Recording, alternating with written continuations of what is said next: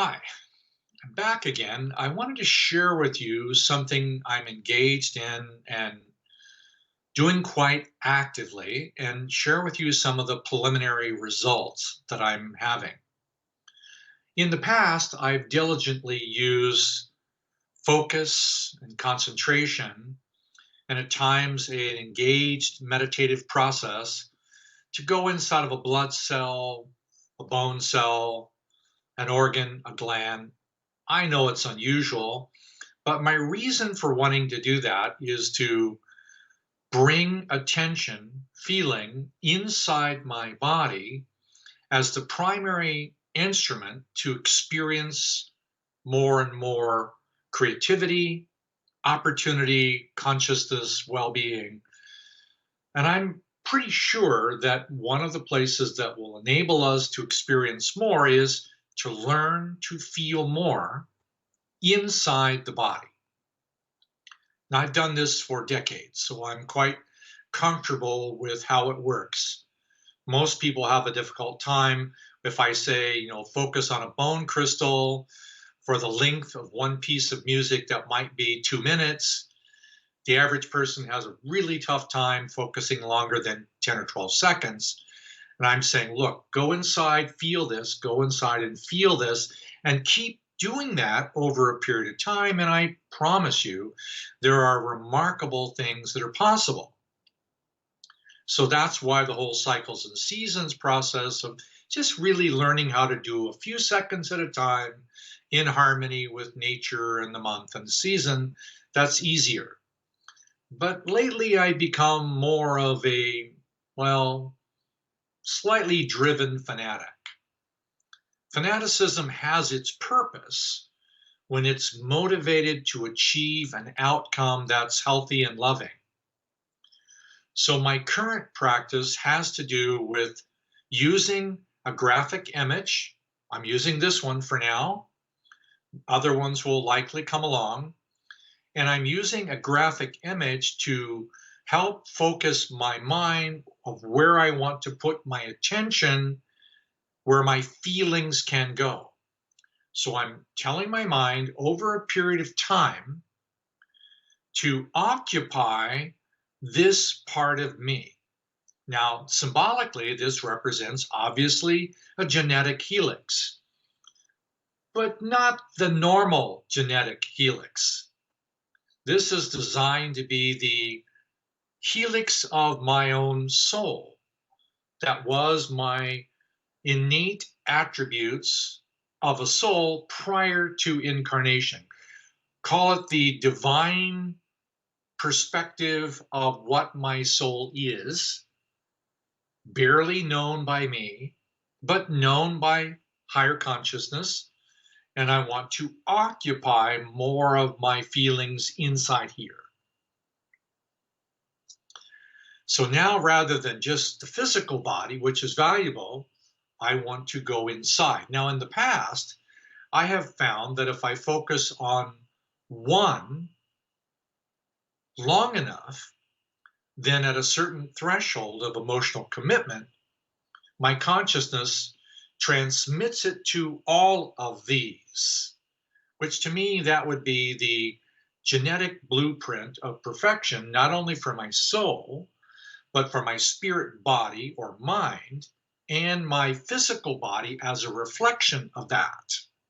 So the goal is to keep bringing more feeling, more empathy, more truth, more openness, everything inside of this. So the divine principle, yeah, I get it. That's a lot. You have to be a fanatic to even consider the possibility. So I go down, by that I mean I go down to a place that's equal to about 3 of these rungs.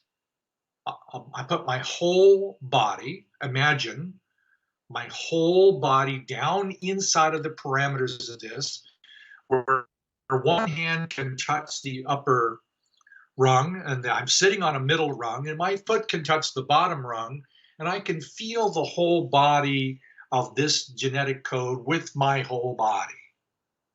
The goal is to really then feel, and increase the desire for humility, innocence, sincerity, empathy, the ability to be able to progress, then of course, you know what happens. Boundaries. Meaning that every time I go into this experience, there comes a series of emotional triggers. Now, for me, an emotional trigger means there is something inside of me capable of being triggered. No, nobody else has the capacity to trigger me unless I already have the existence of that trigger inside of me. Odd concept, maybe, but every trigger inside of me originates inside of me.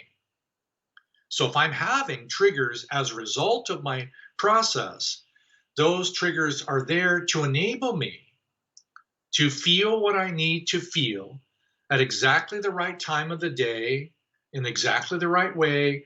I'll get triggered perfectly so I can experience the feeling of it, no matter what it is. Now, a lot of people think, I don't want to feel that. I don't want to feel hurt, lonely, sad, angry. I don't want to feel neither do I'm not a masochist about doing this.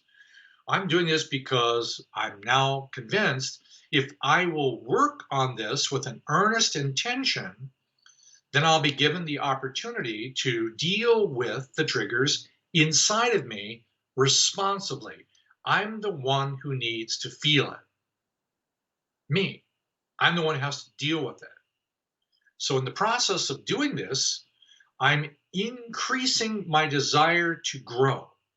Now, the odd thing is, every trigger is the fuel to grow more. What I mean by that is, if I come into a place where I have a hurt or an anger or a disappointment in my trigger around me socially, if I process that wisely, I'm not trying to release it. A lot of people try to get rid of something. If I find myself in a frozen memory from childhood, I want to feel that memory and release it to be energy. The energy I'm utilizing to build my structural health, my happiness, my well being, my will, my commitment to grow. So, all the energy that I would normally have a trigger with to push away from me, I want to feel it, invert it.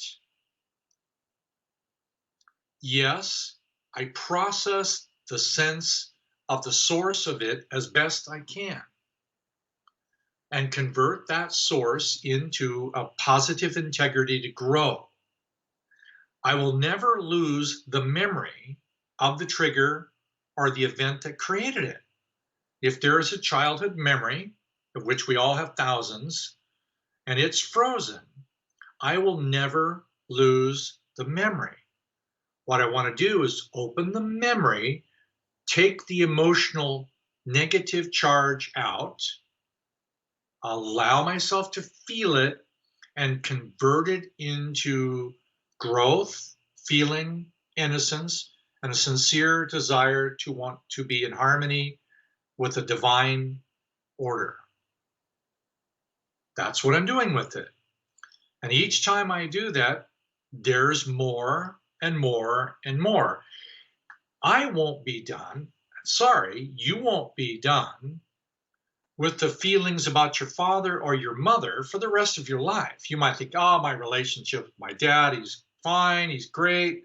Oh, my relationship with my mother, it used to be difficult, but it's not anymore.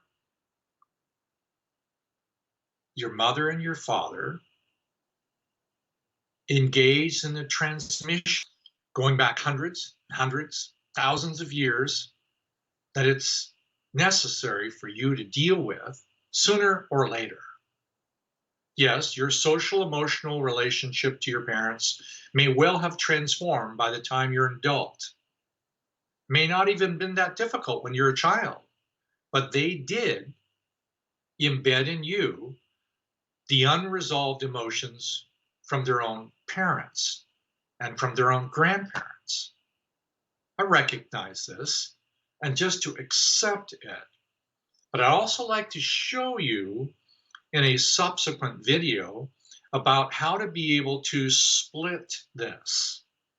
What I mean by this, you can almost look at this as split. I'm going to show you what I've been doing to split triggers. I'll be back soon.